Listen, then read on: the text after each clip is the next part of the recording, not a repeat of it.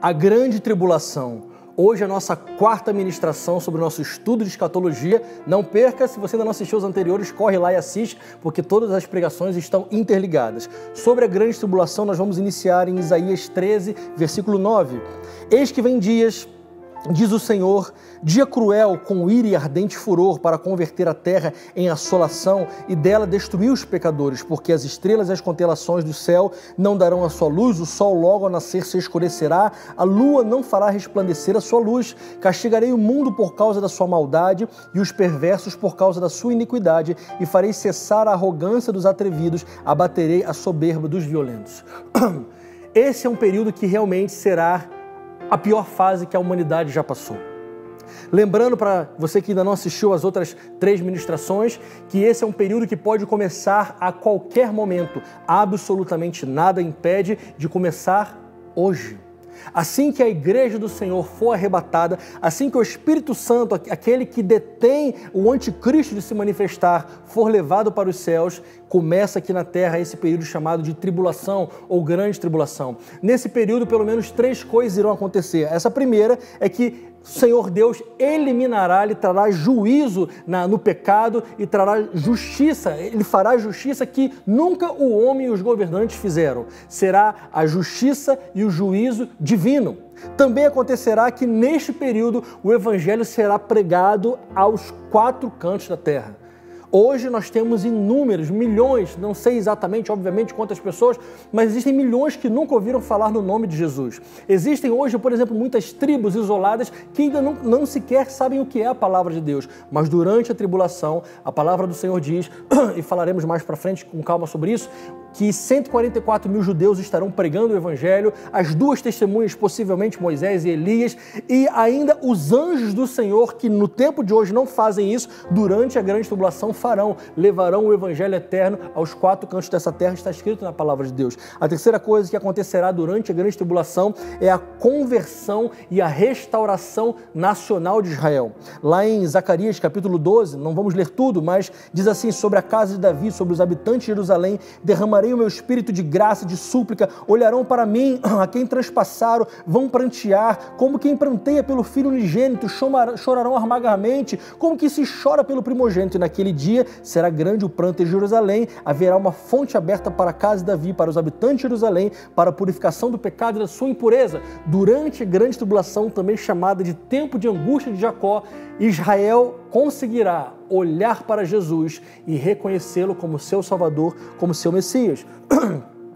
Esse é um assunto que nós demandaríamos de muito tempo para falar todos os detalhes, então eu vou dar apenas aqui algumas informações fortes do que a Bíblia diz, a partir de Apocalipse capítulo 6, que vai ocorrer durante a grande tribulação. A partir de Apocalipse 6, nós temos o surgimento do anticristo, as guerras entre homens, severa falta de alimento, fome, queda do poder de compra, morte de 1/4 da população por guerra, fome, peste, feras, e isso inicialmente. 1/4 da população, se fosse hoje, seria praticamente quase 2 bilhões de pessoas, começam a morrer em pouco tempo. Depois começa a vir mais outros juízos, um grande terremoto, o sol escurece, a lua como sangue, estrelas começam a cair sobre a terra, os montes e ilhas são movidas de lugar, terremoto, isso tudo está em Apocalipse 6 e agora a partir de Apocalipse capítulo 8. O anticristo inicia seu reinado, ele faz uma aliança com Israel e lidera uma confederação de 10 nações. Não é à toa que Nabucodonosor lá atrás teve aquela visão da estátua com os 10 dedos, misturado prata com ferro. Hoje, nós sabemos que a nossa geração, nós não precisamos saber quem é o anticristo, porque quando o anticristo se manifestar, a verdadeira igreja de Jesus, os filhos de Deus, já terão sido arrebatados. Então não tenta ficar naquela neura, tentando, fulano é o anticristo, fulano é o anticristo. Não, nós não saberemos, não precisaremos saber quem é o anticristo. Durante esse momento também estará operando uma falsa religião, uma falsa igreja, através do falso profeta, e muitos também serão enganados. A partir do Apocalipse capítulo 8, a Bíblia diz que haverá uma chuva de pedras com fogo e sangue. Diz que uma grande parte da terra é queimada.